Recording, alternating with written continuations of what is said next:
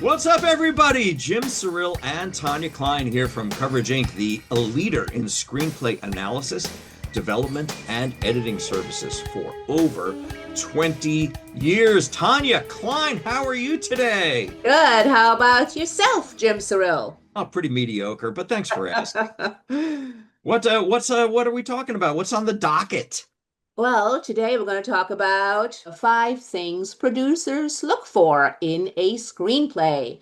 Because Oh, let's face do you it, know? all Because I'd like, writers, yes, all writers want a producer to look at their screenplay and want a producer to buy their screenplay. yeah, So, what does your screenplay have to have? Number one, let's state the obvious. Good writing, strong voice. I didn't think of that one. I know, right? Who knew? Good writing, strong voice. Yeah. So put your best foot forward. Don't burn a bridge by sending out a script too soon. You have no idea how often people do that. And look, you only get one chance to make a first impression. Make it a good one. And in particular, if you've ever met someone who goes, "Oh, hey, that seems like a good idea. Send it to me." And you're like, "Oh shit, I don't know if it's ready, but I don't want this door to close. Let me send it to them right now." Don't do that. Don't do that. Don't do that. That I happens all the time. Don't do it. Yes. Oh, I am so glad you mentioned that. That is probably the number one mistake screenwriters make to shoot themselves in the foot. When a door opens, it tends to stay open. And we all get panicky and we're all like, oh my God, no, I've got to send it to this person. They're waiting for it. They're not waiting for it, unless there's a deal on the table, unless there's some heat on the project, they're not really waiting for it. They'll be happy to receive it when it comes in, but the urgency is in your mind. So take the time to get it right. If you need to send it in for another draft of coverage, do it. You need to run it past your writing group, get some additional feedback, do it. Your old college writing professor, get a second opinion. Whatever you need to do, remember, this is your chance, right? Better to take a month or three, even, and then send it in later when you're confident you've done everything you can to make it great. And then when you get back to that person and you say, "Hey, look, I'm sorry, it's been, you know, 6 weeks. I just wanted to make sure that I sent you the best possible version of it. Or I just wanted to make sure I didn't waste your time, or I just wanted to do a new draft." They will appreciate that. Exactly. Look, I mean, you're selling yourself as a writer and you're selling your material. So don't undersell yourself or your material. Yeah. That comes down to. Okay, so apart from good writing, number two, marketability. Oh, okay, but before we get to that, because that is of course important, let's just speak a little bit about voice too, because in Go addition for it. to in addition to good writing, voice. I mean, it's part and parcel of that, but being voicey, you hear that term being tossed around a lot in Hollywood right now. And there's lots of times where a script isn't there yet, but the writing is voicey, and that person will get a meeting. And that just simply means, the way you turn a phrase, the way you express yourself, there's energy to it, there's panache, there's style, there's je ne sais quoi. There's something about it that they like. It makes the writing experience good. Think about some of your favorite novelists, for example, how you look forward to, reading that person's next book because there's something about the way that they write. Whether or not the story is any good or not, you just know that they pull you into that world. That's voice, right? So, in addition to having a great story, you can have the greatest story in the world, but if you've got a flat voice, So you want to since be able. yeah, What's that? since we're talking about voice, let's take a quick sidebar and talk about developing voice because otherwise Hmm, people are going to go and like, what are they talking about? Um, okay. And even what is voice? what exactly? So scrutinize every sentence in your screenplay. If you have a line that says, "He walks down the street," that's not voice. That's flat, that's boring, that's uninteresting, that's pedestrian. Yeah. First of all, remember that writing in a screenplay in particular is visual. So, what state of mind is the character in? Does he lumber? Does he skip? Sure. Does he hop? Does he Shimmy, stumble, shimmy? slalom, serpentine, any of those things that can create a visual image. And the more clever your word choices, the more interesting your word choices, the more engaging the read. So, I remember how I used to always look forward to a new Harlan Ellison book just because of the way he used the words. Yeah, Again, didn't matter what the story was, it was about the voice. So exactly. that's voice. And that's why you should bring it. And that's probably a whole other video, and we'll probably do another one where we say the exact same things. But there you go. That's It bears voice. repeating, hey. Okay. Yeah, okay. So, So so let's back to the marketability. okay, so marketability. Marketability, it means the producer sees the script and goes, "Oh, this script could make an interesting movie that I can sell." And so sidebar about the business, it's a business, and it's a business that has gotten increasingly more difficult, in particular for independent producers. I mean, let's face it, the Yeah. studios, I mean, are they still in the movie business? I think they're more in the Marvel and DC business, but Well, you know. those are going the way of the dodo now too. Yeah, But that's yeah, true. But so for independent producers, it's gotten so difficult. Like in the olden days, you could raise the budget by foreign territory pre-sales, and that's not yourselves. possible anymore. You Yeah. also had, other avenues of how to sell a movie once it was done. I mean, first run, you went to the movie theater, and then you went to DVD, then you went to premium Yeah. cable, then you went to I mean, basic cable, then you went to the airlines. I mean, so there were a lot of avenues with which to make money, and there were yeah. more avenues with which to raise the initial budget. And a lot of these things, in large part thanks to streaming, for example, Streaming. have Yep. gone away. And so, in other Yeah. words, an independent producer will want to look at a script and think, well, that is almost a surefire thing. I mean, not that there is such a thing, but they will want to look at a script and go, okay, I can sell this. So, what that means Right. for you is um, be a student of the business, know what's going on in the business, know what's in, what's out, what's hot, what's not. Yeah. Yeah, and check out our other video on marketability. In fact, we'll link to that in the description. So because we talk, in great depth about all of this. But basically, whether you're shooting for an indie production, or a studio production, or a TV series, at the end of the day, you still need to think about writing something that people want to make. And there are plenty of topics that I might be interested in, or that you're interested in, Tanya, that, we love but are very, very niche, and that's great. But, no one necessarily is going to want to spend 50 to $100 million to make a movie on that topic. What they will spend 50 to $100 million to make a movie on is an action movie, or a horror movie, or any of the things that are deemed marketable. So, Yeah, and that brings us to our next headline. Budget. oh, Yeah. okay. So usually, I think often as writers, we don't actually think about budget. We just write our story and follow our muse. And Yeah. that's a mistake. I mean, again, if you're getting hired to write studio movies, don't worry about it, you're fine. I mean, however, I'm assuming since you're watching this video, you are trying to break into this business, and you're trying to figure out how to get maybe your first movie made or your second movie made. Yeah. So, and again, as I said before, it's become increasingly more difficult for indie producers to even raise the initial money to make a movie. So, indie producers are not even thinking about $20 million movies nowadays. They're thinking about, gee, how do I raise the budget for a $3 million movie? So, Yeah. what does that mean for you? For you, it means, let me scrutinize my script. Do I need this crowd scene? Do I need this particular location with which they'd have to shut down the middle of Los Angeles at Mhm. noon? Do I need the trained animals?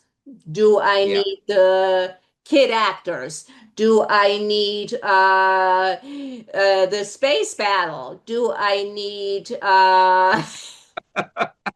I think we get the idea. yeah.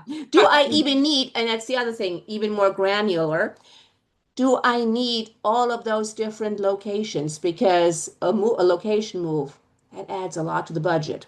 Or how about all those different characters? Yes, Lots of times people will adapt their own novels into a screenplay, and you've got 19 main characters. That's great for Game of Thrones, but it's not so good for a feature. Um, Look, it's not just the indie side as well. The sad thing is that, studios don't want stuff that's expensive anymore either. They really gravitate towards, you've all heard the word contained, right? Contained is like the watchword everyone's looking for now. Contained this, contain. It just means minimal locations, minimal cast. It means that the writer has kept budget in mind. The writer is thinking like a producer. Okay. So you may have, a studio film that, you've designed it to be a studio film. It's a spy thriller. Okay. It takes place on 4 different continents. All right. Well, that's fine. That is what it is. But even within the context of that, think to yourself, are there ways to reduce the budget in certain scenes? Can I transform this from a $200 million spec to a $100 million spec? Because that might make a big difference. exactly. So we have another video on budget as well. We'll also link to that down below in the comments All right. or in the description. Next headline, get roles for actors. Because, and that is actually related to the above 2 points about marketability and budget. Yeah. A producer has to build a package. So a package means, you got the script, you got the director, you got a couple of actors attached. So that's the Yeah. package. And what they're building is hopefully a marketable package because they will raise the money for the movie off of that package. Right. So to get an actor raise, that they can fundraise on, it needs to be an actor of some note that has some type of following. Right. What actors want are good roles. They want they want roles that they can, sink their teeth into, that are good characters with good dialogue. I mean, you don't want to be the writer who ends up having actors on their set that want dialogue polishes and bring their own writer in to polish your dialogue, for example. Well, sadly, we don't have much control over that. That does happen, but yeah, The for point sure. is you want to write interesting characters with good dialogue that an actor can look at and go, "Oh, wow, this sounds actually like a really interesting project. I am going to attach myself to this, even though the producer does not have the budget raised yet. Believe it or not, there are actually quite a few actors who will not do that, who just go, okay, well, come back to me once you've got the budget. Sure. Yeah, So for sure. So you want to make sure your script, your characters are compelling enough for an actor to attach themselves to the project prior to the budget being raised. It's a great point, and it's a little trickier than it sounds because as writers, we all think our characters are wonderful. It's hard to take a step back and say, is this character dimensional enough? Will this attract an A-list or B-list or whatever level of actor you're shooting for your movie? Look, great actors will always look for characters that have dimension, that arc, that have human foibles, um, that have texture to them and don't just, serve the plot. So many scripts we see, have characters where they're just archetypes. We have the hero archetype, we have the best friend archetype, we have the villain archetype, and that's sometimes as far as it goes. And look, those movies get made all the time, but they don't get made via, you're not going to be able to get an actor to want to attach if the money's not there.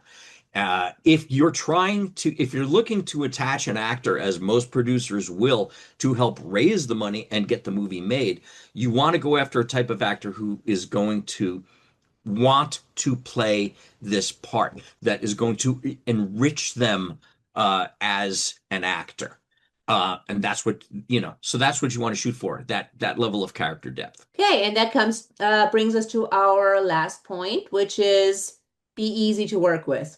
Oh, Because a producer will have notes. Sometimes they will have lots and lots and lots of notes. And sometimes you will work with a producer on a project for a year or more. And in that period, the producer will have notes and notes and notes. And then the producer will bring in a director, and the director will have more notes. So you need to be able to take those notes. You need to be able to be a team player. You need to be able to be easy to work with, because otherwise this is just going to be a nightmare, and you do not want to become the writer where people say, okay, this person, yeah, so difficult to work with. You do not want to be that person. yeah, I think, we've all seen Animal House, and, the scene where young Kevin Bacon gets his buttocks paddled and says, "Thank you, sir, may I have another?" After every, right? That's the screenwriting life. Okay, look, sometimes it's a very positive experience dealing with producers, and those are wonderful. And those are the people you want to work with, but it's not always positive, and you still have to be that person who's easy to work with, because guess what? Once you get represented, that becomes currency.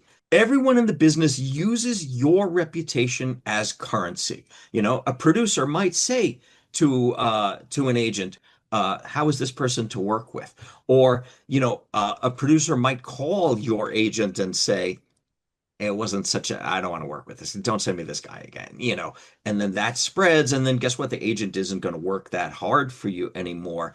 And you're going to wind up shooting yourself in the foot. You don't want to do that. That said, there are some producers who are just very difficult to work with and it's just not worth it. We've dealt with a few of those, Tanya. We even had to sue one of them. Um, in those sort of circumstances, there's only so much crow you can eat and so many butt paddles you can tolerate. Get out, have some respect for yourself. But for the rest of the time, try to make it work. Keep a smile on your face, and be that person the producer looks forward to having a Zoom with. Exactly. And here's the thing. Before we get emails about, but I'm the writer, and they couldn't do anything without my script. The script is, and yes, yes, yes, yes, that is all true. However, in this particular business that we are in, the film business, as the writer, you are the peon. I mean, again, I started out in theater. In theater, the playwright is king. Yep. In screenwriting, the writer is a peon. It's not fair. Does it make sense even? No. No, no, no, it doesn't. But you know what? That's the way it is. And that is kind of what you have to learn how to deal with. Right. You're expendable. You can be replaced at any time. You say something that the producer doesn't like, takes the wrong way. You drag your heels. You try to steer things in a direction that the producer already said they don't want to go. Any of those things could wind up with you know, being out on your butt. So just keep that in mind. But that said, those are the 5 things that producers generally look for. And if you keep those things in mind and are that easy to work with, full of ideas, real voicey, great writery type person, um, you may have a career. All right. Thanks for watching, everybody. Like that smash button, smash that like button, whatever. I don't care. Do some of those things. Share our videos. Tell your writer friends, hey, check out this coveraging video I just saw. We'd be really appreciative of that. Thanks for watching.